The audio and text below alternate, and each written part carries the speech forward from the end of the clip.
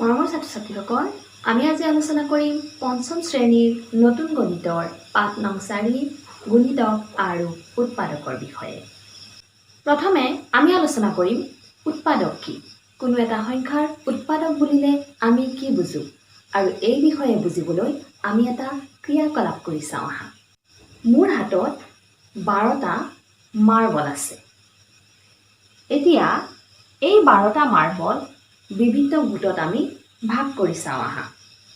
যেতিয়া আমি এই 12টা মাৰ্বল এটা এটাকৈ সজাম তেতিয়া আমি 12টা গোট পাম। এটাকৈ মুঠ 12টা ভাগ মানে 1 পূৰণ 12। দুটাকৈ সজালে আমি 6টা ভাগ পাম মানে আমি পাম 2 পূৰণ 6। তিনিটাকৈ সজালে আমি 4টা ভাগ পাম তাৰ মানে কিমান পাম 3 পূৰণ 4। 4টাকৈ সজালে আমি 3টা ভাগ পাম মানে কিমান পাম 4 পূৰণ 3 আৰু 6টাকৈ সজালে আমি 2টা ভাগ পাম মানে কিমান পালো 6 পূৰণ 2 আৰু গোট কেইটা মাৰ্বল থুপ কৰি যদি এটা গোট কৰো তেন্তে 12টাকৈ কেইটা ভাগ পাম আমি এটা ভাগ পাম তাৰ মানে কি পালো 12 পূৰণ 1। তাৰ মানে আমি কি পালো আমি পালো যে 1 * 12 = 12, 2 * 6 = 12, 3 * 4 = 12, 4 * 3 = 12, 6 * 2 = 12 আৰু 12 * 1 = 12। এতিয়া এই 1 12 2 6 3 4 4 3 6 2 আৰু 12 1 এই সংখ্যাকেইটা পূৰণ কৰি আমি কি পালো আমি 12 পালো। আমি পালো 1 আৰু 12 2 আৰু 6 আৰু 3 আৰু 4 মাল্টিপ্লাই কৰিলে পূৰণ কৰিলে আমি কি পাওঁ আমি 12 পাওঁ। এতিয়া এই সংখ্যাকেইটা মানে 1 12 2 6 3 4 এই সংখ্যাকেইটাক কোৱা হ'ব 12ৰ উৎপাদক বুলি। তাৰ মানে উৎপাদক মানে আমি কি পালো উৎপাদক হৈছে কোনো এটা সংখ্যাক যিবিলাক সংখ্যাৰ পূৰণফল হিচাপে প্ৰকাশ কৰিব পাৰি সেইবোৰ সংখ্যাক মূল সংখ্যাটোৰ উৎপাদক বোলে বা যিকেইটা সংখ্যা পূৰণ কৰিলে আমি এটা পূৰণফল পাওঁ সেই সংখ্যাকেইটা হ'ল পূৰণফলটোৰ উৎপাদক। ইয়াত আমি পাইছো 12, 12ক আমি কি পূৰণ কৰি পাইছো 1 আৰু 12 পূৰণ কৰি 12 পাইছো, 2 আৰু 6 পূৰণ কৰি আমি 12 পাইছো আৰু 3 আৰু 4 পূৰণ কৰি আমি 12 পাইছো। যিকেইটা সংখ্যা পূৰণ কৰি আমি পূৰণফলটো পাওঁ সেই সংখ্যাকেইটা পূৰণফলটোৰ উৎপাদক বুলি কোৱা হ'ব। গতিকে 12ৰ উৎপাদক আমি কি পালো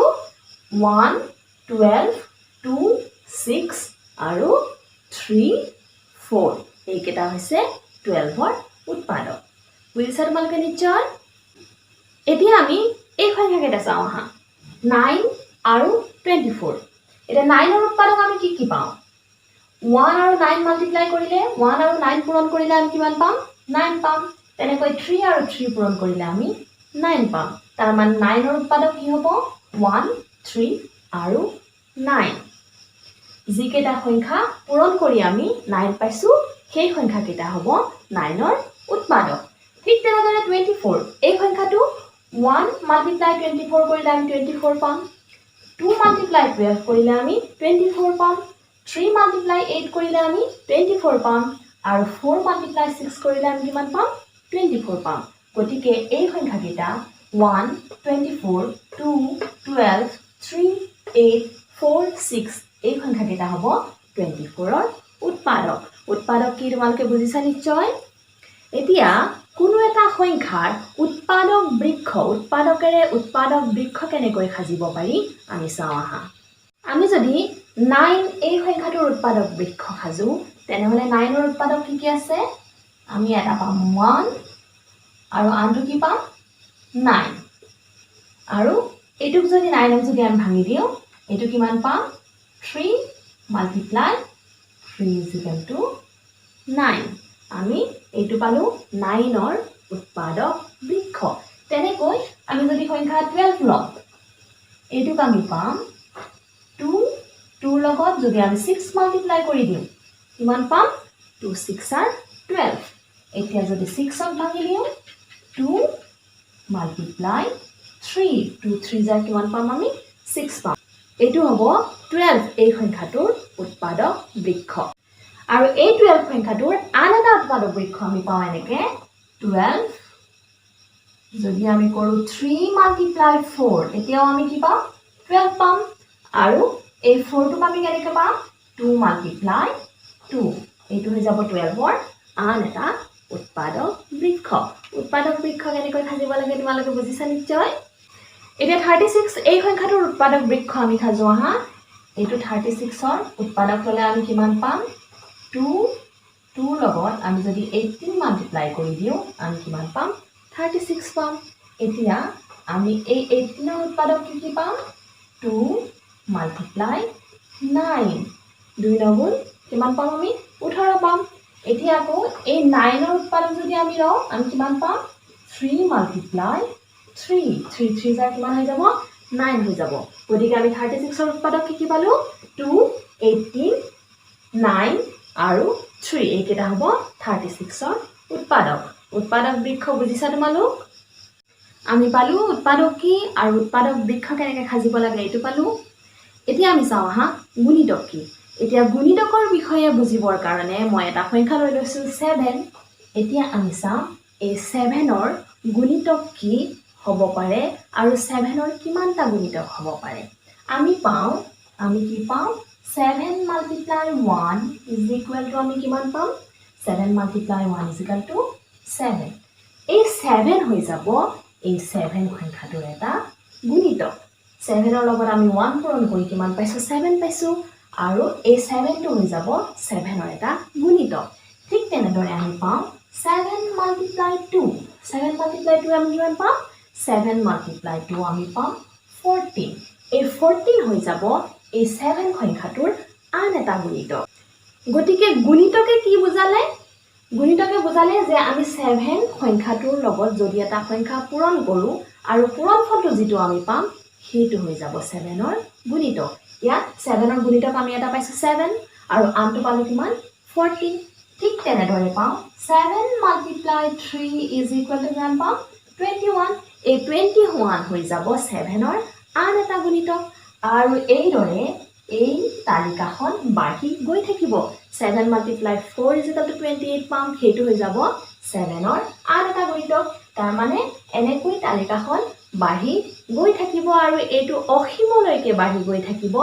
তাৰ মানে আমি পালো যে এটা সংখ্যাৰ অসংখ্য গুণিতক থাকিব পাৰে 7ৰ গুণিতকখিনি আমি পালো 7 14 21 28 আৰু এই তালিকাখন বাঢ়ি গৈ থাকিব আমি 7ৰ লগত যিমানেই সংখ্যা পূৰণ কৰি গৈ থাকিম সিমানেই আমি ইয়াৰ গুণিতক পাই গৈ থাকিম আৰু এইটো প্ৰত্যেকটো এই নিয়মটো প্ৰত্যেকটো সংখ্যাৰ লগতেই হয় তাৰ মানে আমি কি পাওঁ যে প্ৰতিটো সংখ্যাৰ অসংখ্য গুণিতক থাকে এটা সংখ্যাৰ আমি অসংখ্য গুণিতক পাওঁ আমি পালো যে এটা সংখ্যাৰ গুণিতক অসংখ্য থাকে কিন্তু এটা সংখ্যাৰ উৎপাদক কি হয় এটা সংখ্যাৰ উৎপাদক সীমিত হয় এতিয়া আমি 2ৰ গুণিতক চাওঁ আহা 2ৰ কি গুণিতক পাওঁ আমি 2ৰ গুণিতক পাওঁ 2 multiply 1 equal to আমি 2 পাওঁ এইটো হ'ব এটা 2ৰ গুণিতক 2 multiply 2 equal to কিমান পাওঁ 4 পাওঁ 4 হ'ব 2ৰ এটা গুণিতক তেনেদৰে 2 multiply 3 equal to আমি কিমান পাওঁ 6 পাওঁ 6 হ'ব 2ৰ এটা গুণিতক 2 multiply 4 equal to কিমান পাওঁ 8 পাওঁ 8 হ'ব 2ৰ এটা গুণিতক আৰু এনেকৈ এই তালিকাখন কি হ'ব বাঢ়ি গৈ থাকিব আৰু 2ৰ গুণিতকৰ এটা বিশেষ গুণ তোমালোকে মন কৰিছানে 2 4 6 8 এই আটাইবোৰেই হৈছে যুগ্ম সংখ্যা 2ৰ যিমানবিলাক গুণিতক আছে সেই গুণিতকসমূহ আমি কি পাম যুগ্ম সংখ্যা 2ৰ গুণিতকবিলাক হৈছে যুগ্ম সংখ্যা আৰু এতিয়া চাওঁ আহা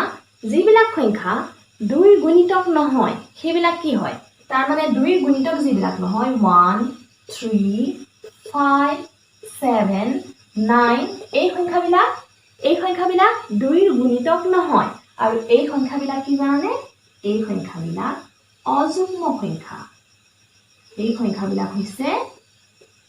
অযুগ্ম সংখ্যা আমি পালো যে 2ৰ গুণিতকসমূহ হৈছে যুগ্ম সংখ্যা আৰু যিবোৰ সংখ্যা 2ৰ গুণিতক নহয় সেইবোৰ হৈছে অযুগ্ম সংখ্যা বুজিছা নিশ্চয় এতিয়া আমি চাওঁ হা উৎপাদক আৰু গুণিতকৰ মাজৰ সম্পৰ্ক কি আৰু উৎপাদক আৰু গুণিতকৰ মাজৰ সম্পৰ্ক চাবলৈ আমি এটা সংখ্যা ধৰি লওঁ হা আমি ধৰি লওঁ 12 এতিয়া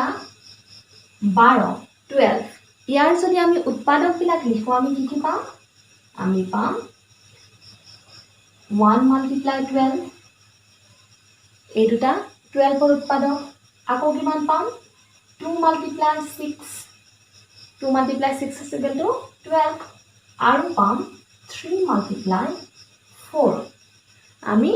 12ৰ উৎপাদক এইকেইটাই পাম 1 12 2 6 আৰু 3 4 এইকেইটা হৈছে 12ৰ উৎপাদক আমি পালো যে 1 2 3 4 6 আৰু 12 হৈছে 12ৰ উৎপাদক এতিয়া এই 12ৰ উৎপাদক 1 2 3 4 6 12ৰ লগত 12ৰ সম্পৰ্ক কি আহাচোন চাওঁ আমি যদি 1ৰ লগত 12 পূৰণ কৰো আমি কিমান পাইছো 12 পাইছো তাৰ মানে 12 হৈছে 1ৰ এটা গুণিতক 12 হ'ব কি 1ৰ এটা গুণিতক তেনেদৰে 2 multiply 6 যেতিয়া কৰিছো আমি তেতিয়াও আমি 12 পাইছো তাৰ মানে 12 হৈছে 2ৰ এটা গুণিতক আকৌ 12 হৈছে 6ৰ এটা গুণিতক তেনেদৰে যেতিয়া 3 multiply 4 কৰিছো তেতিয়াও আমি 12 পাইছো তাৰ মানে 12 হ'ল 3ৰ এটা গুণিতক আকৌ 12 কিহৰ গুণিতক 12 হ'ব 4ৰ গুণিতক তাৰ মানে আমি কি পালো আমি দেখিলো আমি এইখিনি পৰ্যবেক্ষণ কৰি দেখিলো যে 12 সংখ্যাটো তাৰ প্ৰতিটো উৎপাদকৰে গুণিতক 12 সংখ্যাটো এই 1 2 3 4 6 12 এই আটাইকেইটা উৎপাদকৰে কি হয় গুণিতক হয় আৰু এইটো প্ৰতিটো সংখ্যাৰ ক্ষেত্ৰতে সত্য হয় তাৰ মানে এটা সংখ্যা সদায় ইয়াৰ উৎপাদকবোৰৰ গুণিতক হয় এটা সংখ্যা সদায় ইয়াৰ উৎপাদকৰ গুণিতক বুজিছা নিশ্চয় গতিকে আজি আমি পাঠটোৰ পৰা কি শিকিলো আমি শিকিলো উৎপাদক কি এটা সংখ্যা যিবোৰ সংখ্যাৰ পূৰণফল হিচাপে প্ৰকাশ কৰিব পাৰি সেই সংখ্যাবোৰক সেই সংখ্যাটোৰ উৎপাদক বুলি কোৱা হয় আৰু তাৰ লগত পালো উৎপাদক বৃক্ষ কেনেকৈ সজা হয় ইয়াৰ লগতে পালো এটা সংখ্যাৰ সীমিত সংখ্যক উৎপাদক থাকে তাৰ পাছত আমি পালো গুণিতক কি এটা সংখ্যাৰ অসংখ্য গুণিতক হ'ব পাৰে 2ৰ গুণিতকসমূহ যুগ্ম সংখ্যা হয় আৰু যিবোৰ সংখ্যা 2ৰ গুণিতক নহয় সেইবোৰ অযুগ্ম সংখ্যা হয় তাৰ পাছত আমি শিকিলো উৎপাদক আৰু গুণিতকৰ মাজৰ সম্পৰ্ক কি